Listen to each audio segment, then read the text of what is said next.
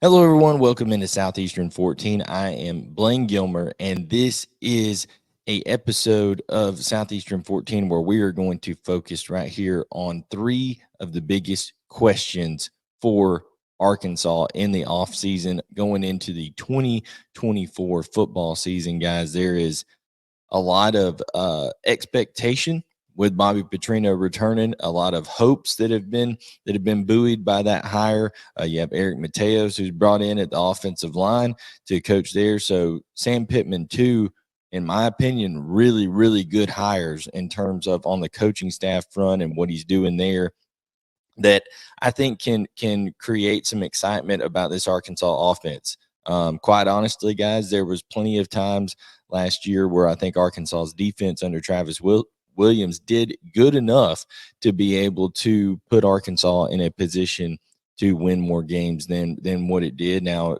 admittedly, that defense started to struggle a little bit towards the back end, but I think part of that is because it was on the field for so many snaps, guys. When you don't continue to move the chains offensively and you run your defense out there for, 70, 80 something plays during a game, then it gets tiresome. And then also when you put the defense in bad field position, that is what happened to Arkansas a lot. Turnovers in their own territory, lots of those type of things, particularly in that Missouri game, some bad spots that Arkansas put its defense in. So I think Travis Williams is doing a good job over there. That they did improve, not a just tremendous improvement. They did improve by a couple points per game in terms of points allowed, and went from 101st in the country last year in the 2022 season to in the mid 80s this year in the 2023 season in terms of points per game allowed. The passing defense, fifth in the SEC, not terrible at all. It was the run defense. They were giving up over 154 yards per game. They were 10th in the SEC in run defense. Got some havoc, guys. They were in there, tied for the second most turnovers created. The problem was they were -1 on the turnover margin overall, as they gave up 18 turnovers on the year. So definitely some things that need to fix. But today we are going to go over the top three things that Arkansas needs to fix this offseason in order. The three biggest questions for the Arkansas Razorbacks in the offseason as we start to break it down here. But first, we want to tell you about our partners at betonline.ag. Guys, we are part of the Believe Network, and also through that work with BetOnline. And during this holiday season, it's off and rolling, guys. And with the NFL in full stride and the NBA and NHL hitting mid-season form, BetOnline is your #1 destination for all of your sports wagering info. With up-to-the-minute sports wagering news, odds, trends, and predictions, BetOnline is the top spot for anything pro and amateur sports, not just the big four sports, guys. BetOnline has information available at your fingertips with both desktop and mobile access at any time for almost any sport that is played, from MMA to international soccer. They don't have pickleball yet, but I'm sure that's coming. Head over to BetOnline and remember to use our promo code BELIEVE, that's BLEAV, for your 50% welcome bonus on your first deposit. BetOnline, where the game starts. And now where we have to start with the biggest questions for the Arkansas Razorbacks is, what is the quarterback and running back tandem going to look like? What is that duo going to look like going into the 2024 season? KJ Jefferson and Rocket Sanders both entered the transfer portal. Bobby Petrino wasting no time trying to find a replacement, particularly at the quarterback position for Arkansas. At running back, they're a little bit more set up to be able to handle that with Rashad Dubinion, with Isaiah Augustive, with Dominic Johnson. I think they have a good trio of backs that can handle things. Augustive came on and did some impressive things late in the year as a freshman. And then Rashad Dubinion is a guy who's been in the program for a while and should be able to carry the rock for him as well. Same thing with Dominic Johnson.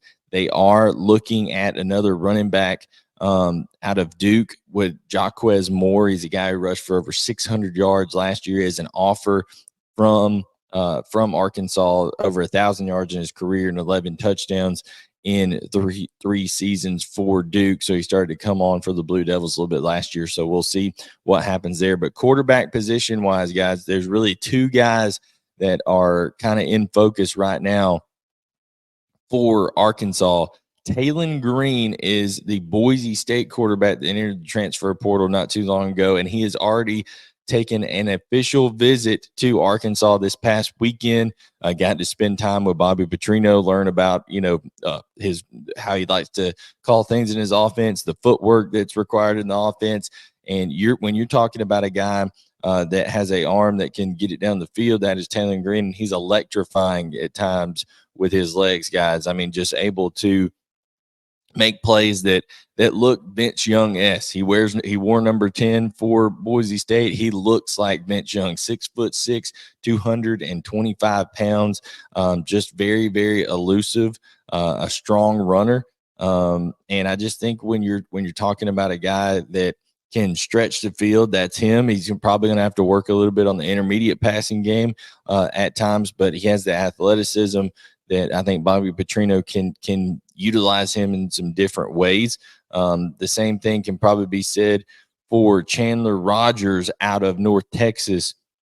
He's had an in-home visit from Bobby Petrino last week, and we'll see if a visit gets scheduled to Fayetteville. But when you're talking about this North Texas quarterback, he began his career at ULM, transferred to North Texas, and he had a big year last year, going 62% completion, 3,382 yards passing, 29 touchdowns and 5 interceptions, and ran for 900 yards. So he's not as quite a big of a guy. He's more of a stocky, kind of compact guy, 6 foot, 200 pounds, but he's played a lot of football, just like Taylon Green has. And he is also a runner as well. As you see, 900 rushing yards and 10 touchdowns for him on the ground last year. And like I said, 29 touchdowns to 5 interceptions. So those are two guys at quarterback that they'll need to come in. They'll have KJ Jackson coming in the 2024 class, but with KJ Jefferson gone, I don't think Jacoby Criswell is the answer. That is the biggest question you have to answer, is who's going to end up being the quarterback. So we'll see if Bobby Petrino is able to bring in either Chandler Rogers or Taylon Green. Remember, Taylon Green just off an official visit from Fayetteville this weekend. So those are two guys to monitor. They've also been in touch with another quarterback out of Holy Cross, 6'3", 215-pound Matthew Saluca. He's a guy that is also a dual threat type player as well. 1,723 passing yards, 1,243 rushing on this past year. So, he was the Patriot League Player of the Year. So I don't know how much that one excites you, but I think Boise State, the quarterback Taylon Green, and also the North Texas quarterback Chandler Rogers are the two you need to look at there. Like I said, running back, if they can get Jaquez Moore, I think that would be a good addition. But I think they've got good running backs there in that group. It's really about more what can they do up front in the offensive line, and that's going to be our biggest question there when we get to number 2, our second question on the offensive line. But, guys, you got to have that trigger man if you're Bobby Petrino, and I think you got to have a main guy who's going to be carrying the rock. The question is that Rashad Dubinion, does he take that next step? Does Isaiah Augusta become that guy that can really take over a game? So we're going to see which one of those running backs steps up, and then once they have their quarterback in place, I think that'll be quite big. Listen, whoever the quarterback is, he's going to have weapons to throw the ball to. We've seen that Andrew Armstrong's coming back. Isaac Tesla's coming back. They've got a lot of guys who are on that roster that are going to be able to say, okay, we've had a year of SEC experience, been there, been in the program, been in Fayetteville, and now they get to learn Bobby Petrino's system, which is very wide receiver friendly, gives a lot of those deep option routes, things of that nature. So we'll see what happens on the wide receiver front. I don't think that they've got a ton of guys they're just targeting right now. Jamori Macklin, who is the teammate of Chandler Rogers at North Texas, who started his career at Missouri. He's the cousin of Jeremy Maclin, who was a former NFL star, Missouri star as well. Maclin ended up transferring to North Texas there with Chandler Rogers, the teammate of Rogers. This year he had over 1,000 yards and 11 touchdowns. So when you're looking at things there, that is a potential target. But I think they've got a lot of what they need at the wide receiver position. They just weren't really utilized very heavily. Two other guys that they're looking at there are Josh Kelly and Xavion Thomas. Josh Kelly out of Washington State, and then you're talking about Xavion Thomas out of Mississippi State. Now, he is a guy from Louisiana, so it is possible that LSU writers and people like that are saying that's a pretty heavy LSU lean, but we'll see what happens there with Xavion Thomas. They did take a tight end out of the portal in Andrew Paskey out of Eastern Michigan, but more of a blocking tight end type guy, 6'6", 255 pounds, not real productive in the past game. He's actually out of Denmark. And, you know, he took an official visit this weekend. I don't think that's going to move the needle a whole lot, but sometimes you need a big guy in there too when you're getting 12 personnel that's able to block pretty well, and he does have a good blocking grade via PFF. So that may be what they were desiring for there and looking for. So that first question, quarterback, running back tandem. The second question is, how does Arkansas get better on the lines of scrimmage, both offensive line and defensive line? Like we said, they weren't able to run the football this year. They bring in Eric Mateos at the offensive line. I think that's a home run hire, but they need to start retooling the offensive line. They've already started to do that with Keyshawn Blackstock, a 6'3", 315-pound offensive lineman out of Michigan State. So bring in a big guy there that has experience, playing in the Big Ten, playing in a tough league of football up there. But when you're talking about it, they've got to continue to add some bodies. They're looking at some offensive linemen, guys who have played at a high level in their respective levels, their former positions, their former teams they were at. Omar Agbadian. Can't pronounce that last name, but Omar Agbadian, I believe, is how you pronounce it, from Montana State, is a guy that has been offered 6'3", 305, a guard that is graded out very high for Montana State at the FCS level, has a big wingspan, and 6'10" wingspan. So that's pretty big for a guard. It makes you think he could play a little bit of tackle, things like that. Fernando Carmona out of San Jose State is another guy they're trying to address. And then Easton Kilty is someone that everyone is after out of North Dakota. He's just he's gotten a ton of Power 5 offers. He started 37 games for North Dakota. So when you're talking about this guy, these are guys that are blue collar type guys that have earned themselves into a position of being able to now go out onto the free market and try to see what's out there for them as offensive linemen. But it's twofold for the offensive line at Arkansas. They've got to be able to run the football better. They have to be able to protect better. There was times where, when you're not able to rush the football and you're not able to get a good play action game, sometimes Arkansas got into the problem of having to get into dropbacks. Listen, Arkansas only able to rush for 139 yards per game. And when you have KJ Jefferson on your roster, when you have Rocket Sanders on your roster, when you do what they've done in the past, that is not acceptable if you're Arkansas. And like I said, when you're not able to run the football, then the play action game is not respected, and then you give up a lot of sacks. And they allowed a worst in the SEC, 47 sacks allowed did Arkansas, and that is just not going to cut it. The Arkansas offensive line was absolutely abysmal this year, and that has to be the number one question, is how does Sam Pittman and Eric Mateos go about rebuilding that? So we'll see what happens there in terms of those guys if they could get a guy like an Easton Kilty, if they could bring in a guy like a Fernando Carmona. There's probably some other big offensive line targets, some more Remington Strickland, a guy out of Texas A&M that they could go look for, Chase Basantis out of Texas A&M. So I'm sure that there's plenty of guys that are in the portal that will continue to enter the portal. Remember, guys, we're still only 6 or 7 days into this 30-day portal window. So there's a lot to go on still when it comes to the transfer portal. So offensive line on that side of the ball, defensive line. Like I said, they didn't stop the run very well, 10th in the SEC. Chris McClellan is a guy that you need to keep an eye on out of Florida.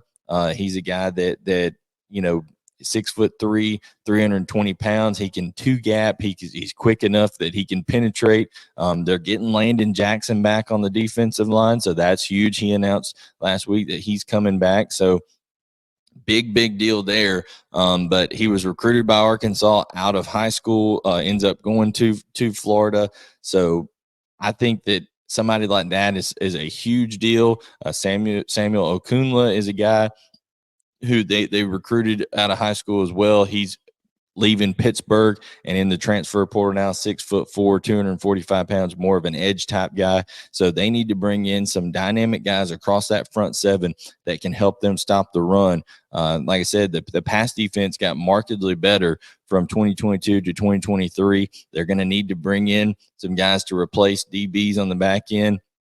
There's a couple of guys that really could help there on the back end, whether it's two guys from Oregon State and Jermon McCoy, or whether it's Achille Arnold. These are guys that need looks by Arkansas to be able to try to fortify the back end of that defense a little bit, but mostly concerned with the defensive front. Chris Paul is out at linebacker. He went to Ole Miss, so could they bring in a linebacker to try to fix things there? Sam Brumfield is a guy from Middle Tennessee State. Then they're looking at 5'11", 225 pounds, had 82 tackles last year for Middle Tennessee State, so that they're going to take a look at guys like him. However, overall, you just have to get better and bring in more bodies and change things up on the offensive and defensive lines if you are Arkansas. And then I guess the third question I would have for Arkansas is, will Bobby Petrino be allowed, and I think Sam Pittman is going to do this, but will Bobby Petrino be allowed to just operate everything how he wants to? It's one thing about going and getting the right quarterback. It's one thing about going and filling things in the portal, offensive line wise, and then having the receivers that are coming back, like I said, and Sategna and Armstrong and Tesla, and they're trying to add some guys, things of that nature. They're going to get Luke Haas and Ty Washington back. That's huge.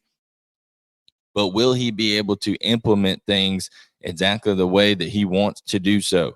I think Sam Pittman obviously was allowing Dan Enos to do pretty much what he wanted to do until it got to a point where he was so disgusted by Dan Enos not listening to what he said, is basically how he put it in the press conference. Hey, we would move the pocket in practice. We didn't move it in the game, things like that. But can Bobby Petrino, will he be allowed to do everything that he wants to do offensively, and can he catch lightning in a bottle a second time there in Fayetteville? Obviously had great success offensively his first time there before that ended due to controversy, and now he gets another chance there at a school that he is very comfortable at, a place that despite all of the kind of bad taste that was left in people's mouth at the end of that run with what he was doing off the field, all that kind of stuff.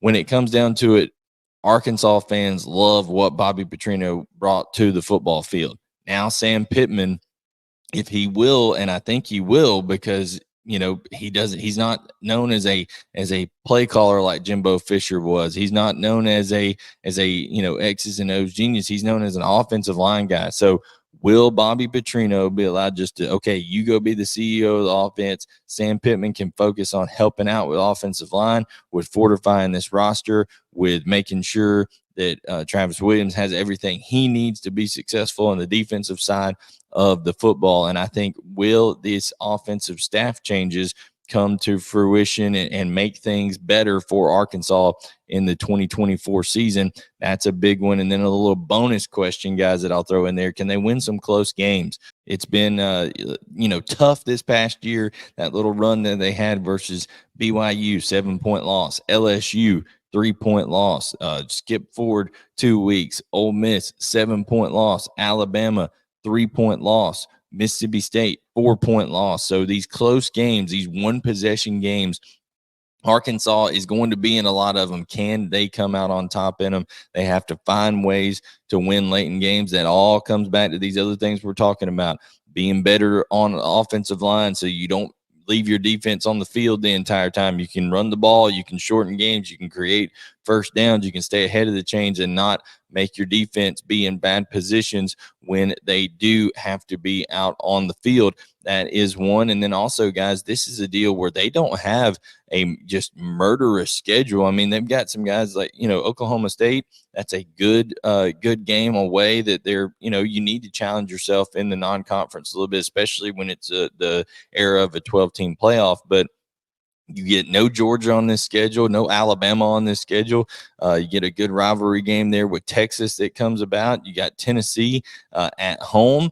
I mean, there's a lot to like about this schedule compared to schedules of the past. So I think when you're looking at Arkansas, it's okay. Who ends up being the quarterback and what running back ends up being the lead guy to pair with them? How do they address the lines of scrimmage offensively and defensively? Is Bobby Petrino going to be allowed to do the things that he really, really wants to do? And Sam Pittman just kind of let him operate. And then that little bonus question, can they win these close games, which is kind of a combination of all of those things. So hope you've enjoyed this video on Arkansas football going forward towards the 2024 season here on Southeastern 14. Like, subscribe, turn on notifications. Remember, we're presented by Bet Online. Thank you so much for tuning in, and we'll catch you guys next time to talk more SEC football right here on Southeastern 14.